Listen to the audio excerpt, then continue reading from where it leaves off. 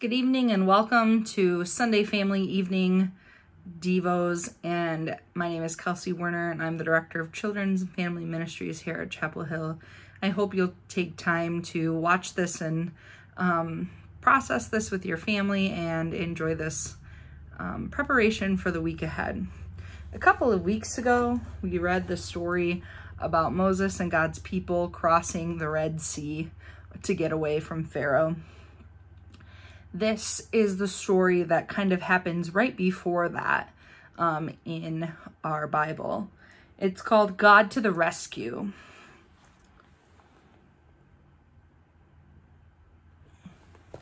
Joseph and his brothers, now remember last week we talked about Joseph and his brothers, grew old and died, but their children's children stayed on in Egypt, where they became a very large family. Later on, a new king began to rule, but this Pharaoh didn't remember Joseph, and he didn't like God's people. He made them into slaves and beat them and made them work harder and harder. God's people cried out to rescue them, and God heard them. He remembered his promise to Abraham. He would look after his people. He would find a way to set them free. One day, Moses was looking after sheep when something caught his eye. A bush, it's like a tree, a small tree, a bush, was behaving very oddly. It was flickering with flames, but its leaves weren't burning up. He took a closer look. "Moses!" boomed a big voice. Moses leapt back, or jumped back. The bush was talking to him. "I have heard my people's cries," God said. "I've seen their tears, so I have come down to rescue them. Go to Pharaoh and tell him to let my people go." Moses was afraid, but God said, "I will be with you." Here's that burning bush God was speaking out of.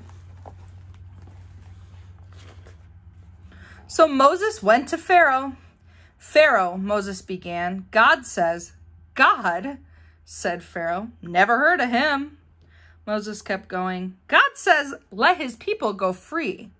"Why should I?" Pharaoh said. "Don't want to, won't." So he didn't. So God gave Pharaoh 10 warnings called the plagues. First, God turned the river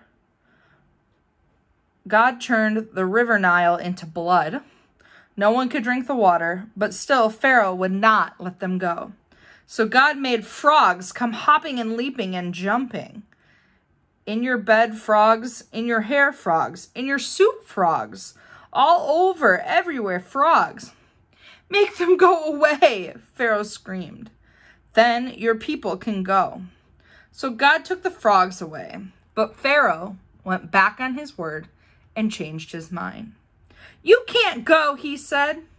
Then God sent zillions of gnats.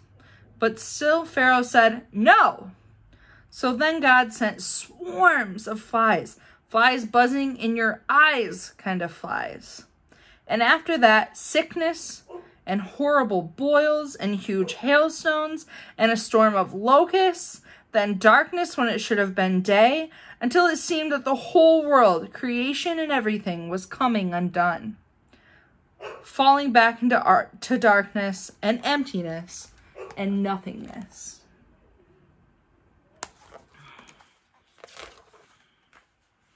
But each time Pharaoh said, "Make it stop and then I'll let them go." And each time when God made it stop, Pharaoh changed his mind and said, "Actually, no, you can't go."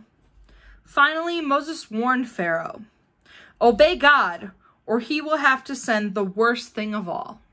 Pharaoh just laughed. So God said, "The oldest boy in each family of Egypt must die, but my people will be safe."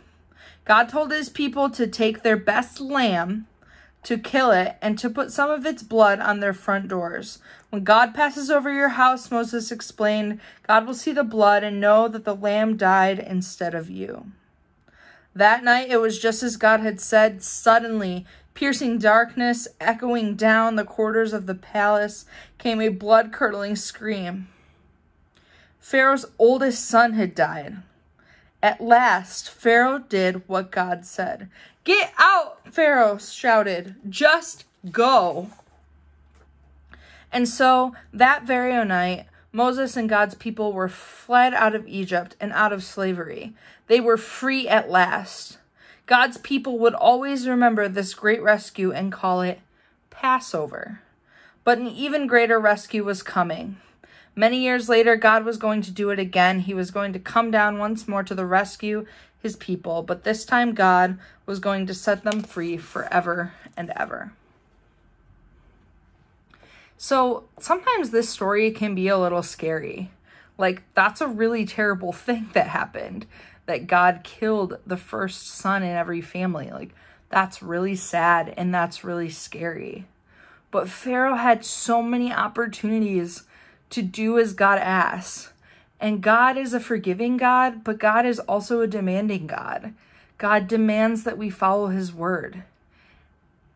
So now would be a good time to talk about when in life, parents, did you not listen to God, and what happened that could have been stopped if you just would have listened to God. And kids, maybe there's a time that your parents asked you to do something or asked you not to do something and you didn't listen and something bad happened.